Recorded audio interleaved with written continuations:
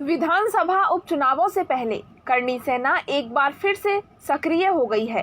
खासकर ग्वालियर चंबल क्षेत्र में करनी सेना संगठन का खासा प्रभाव है। ऐसे में संगठन पदाधिकारियों की एक आवश्यक बैठक यहां निजी होटल में आयोजित की गई, जहां प्रदेशाध्यक्ष शिव प्रताप सिंह ने करनी सेना पदाधिकारियों को संबोधित कर संगठन से जुड़े विषयों पर चर्चा की। इस दौरान पत्रकारों से बात करते हुए उन्होंने बताया कि करनी सेना ने अभी किसी राजनीतिक पार्टी को समर्थन नहीं दिया है और जो उनकी मांगों का समर्थन करेगा, पार्टी चुनावों में उसकी मदद करेगी। चुनाव में तो देखिए, जो हमारा मुद्दा है वो सभी को मालूम है। तो जो हमारे साथ है चुनाव में, हम उसके साथ हैं। हमारे मुद्दे तो पूरी दुनिया को मालूम है। करनी सेना का जो मुद्दा है, आरक्षण, एट्रोसिटी एक्ट और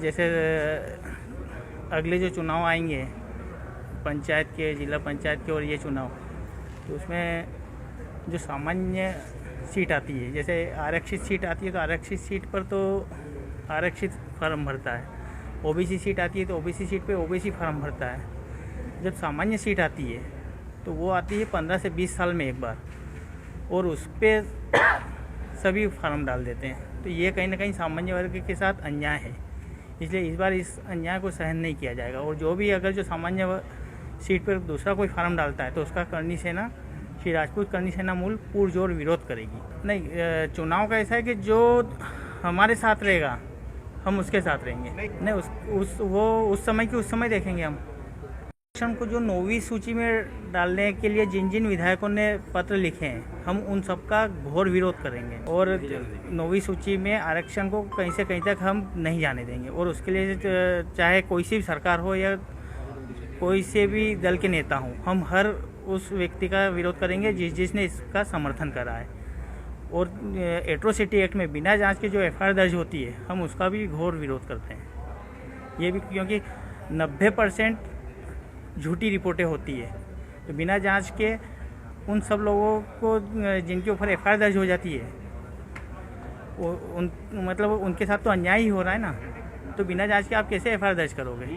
हम इसका भी घोर विरोध करते हैं। और जिस आरक्षण के इसमें जिसको एक बार आरक्षण मिल गया है, उसे दोबारा आरक्षण ना मिले, चाहे वो विधायक हो, सांसद हो या अधिकारी हो। क्योंकि एक ही घर में से पटवारी भी है, पुलिस भी है और मास्टर भी है और तहसीलदार भी है, एक ही घर में से। तो आरक्षण जब तक इस तरह से चलेगा, तो ये 1000 साल तक भी आरक्षण चलेगा ना, तब भी आरक्षण कभी खत्म नहीं होगा। और आरक्षण को अगर खत्म करना है तो जैसे माननीय हमारे देश के प्रधानमंत्री जी ने देश से गैस सिलेंडर के समय पर एक आह्वान करा था कि जो सक्षम है वो गैस सिलेंडर की सब्सिडी छोड़ दे। तो उसी तरह से जो सक्षम है उन्हें आरक्षण की क्या ज़रूरत है? तो जिसे एक बार आरक्षण मिल गया, उसे दोबारा आरक्षण न मिले, ये हमारी सरकार से मांग है। आगामी उपचुनाव जैसे आ रहे हैं, तो हम लोगों ने अभी बैठक ली है ग्वालियर में, और इसके बाद हम लोग आगामी और बैठकें लेंगे अलग अलग क्षेत्रों में।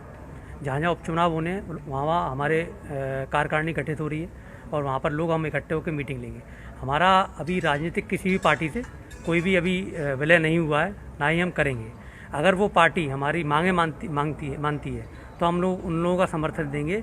और हमारी मांगों में एक स्वर्ण आयोग बने, मध्य प्रदेश सरकार से हमारा निवेदन है।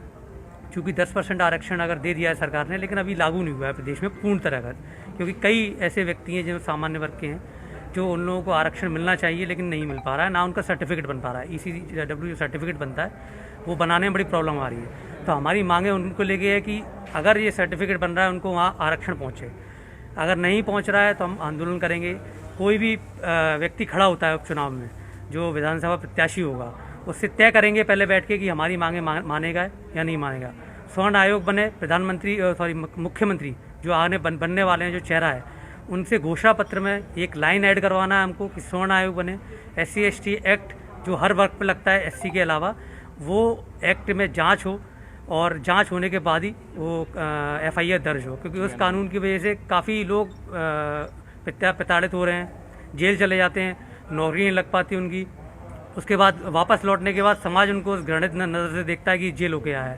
तो हमारी मांग ये है कि उन लोगों के साथ न्याय हो, सामान्य वर्ग के साथ न्याय हो, तो करणी सेना उनके साथ खड़ी है। जो बेचारे प्रताड़ित हो रहे हैं, जिनको समाज एक तरफ कर देता है, दूसरे समाज घृणित निगाहों से देखते हैं, तो उनके साथ हम लोग खड़े हुए हैं।